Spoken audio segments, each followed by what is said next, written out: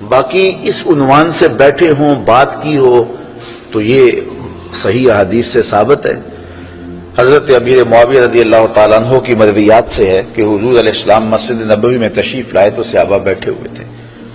تو بیٹھ کر کے وہ ان کا باہمی کسی عنوان سے گفتگو کا، جلسے کا سٹائل تھا، بلکہ حدیث کے لفظ ہیں کہ حضور آئے تو فرمایا ما اجلسکم،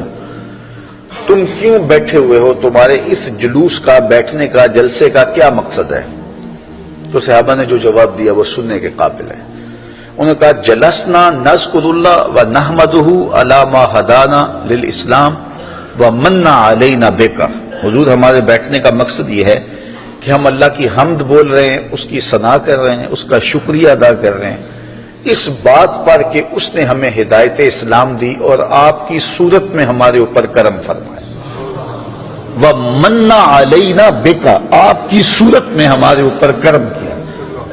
اور اگر اس کو حضرت حسان بن ثابت کے لہجے میں دیکھنا چاہو تو ان کے صریح لفظ یہ ہیں مَنَّ عَلَيْنَا رَبُّنَا أَن بَعَثَ فِينَا مُحَمَّدًا صلی اللہ علیہ وسلم، ہمارے رب نے ہمارے اوپر احسان کیا ہے کہ محمد عربی عطا کر دیا۔ اور اگر اس کا اردو میں منظوم ترجمہ چاہو تو یہی ترجمہ ہوگا فضل رب العلا، اور کیا چاہیے، مل گئے مصطفیٰ، اور کیا چاہیے۔ من علینا ربنا ام بعث فینا محمد،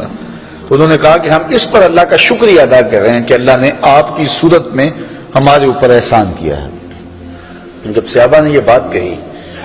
تو حضور مسکرا کے گزر جاتے، کہتے کہ اچھا کام ہے، اور اگر اچھا نہیں تھا تو روک دیتے، لیکن حضور فرمایا کیا صحابہ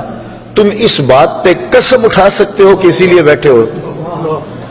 تو صحابہ کو حیرت تو ہوئی ہوگی کہ اس بات پر قسم لینے کا کیا مقصد ہے، لیکن حضور نے کہا تو انہوں نے برجستہ عرض کی حضور ہم اللہ کی قسم اٹھا کے کہتے ہیں اسی لیے بیٹھے ہو۔ حضور نے باقاعدہ حدیث میں آتا ہے، مسلم کی روایت ہے، سنن نسائی میں ہے، باقی کتب حدیث میں ہے، حضور علیہ السلام نے ان سے قسم مانگی مجھے قسم دو کہ تم اسی لیے بیٹھے ہوئے ہو، تو صحابہ نے عرض کی حضور ہم اللہ کی قسم اٹھا کے کہتے ہیں ہم اسی لیے بیٹھے ہیں۔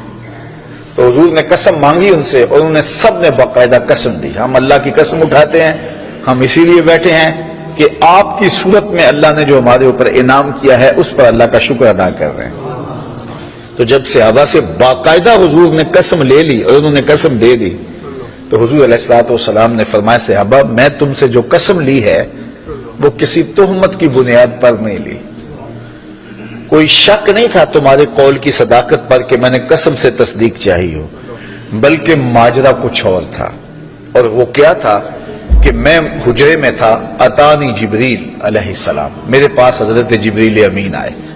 تم باہر بیٹھ کے مجلس کر رہے تھے اور میں حجرے میں بیٹھا ہوا تھا، اتانی جبریل علیہ السلام، اور میرے پاس جبریل امین آئے، فاخبرنی ان اللہ یباہی بکم الملائکہ، مجھے جبریل نے آ کے خبر دی اے صحابہ تمہارے اس عمل پر اللہ فرشتوں میں فخر کر رہا ہے، تمہارے اس عمل پر، فاخبرنی ان اللہ یباہی بکم الملائکہ، تمہارے اس عمل پر اللہ فرشتوں میں ناز کر رہا ہے، فرشتوں میں فخر کر رہا ہے کہ میں نے ان کو ایک نعمت دی تھی، کتنے قدردان ہیں کہ اب بھی بیٹھ کے اس کا شکریہ ادا کر رہے ہیں۔ اللہ اکبر۔ تو مجھے بتائیے آج اگر میں اور آپ بیٹھ جائیں اور جمع ہو جائیں، چلو بیٹھنے کی جگہ پر چراغاں بھی کر لیں، نیچے اچھی چٹائیاں بھی بچھا لیں، اب اتنی آوازیں نہیں ہیں کہ زور سے بول کر آخری شخص تک آواز پہنچائی جائے، چلو سہولت کے لیے لاؤڈ سپیکر بھی لگا لیں، کوئی دور و نزدیک سے لوگ آئے ہیں ان کے لیے کوئی کھانے کا شیرینی کا انتظام بھی کر لیں،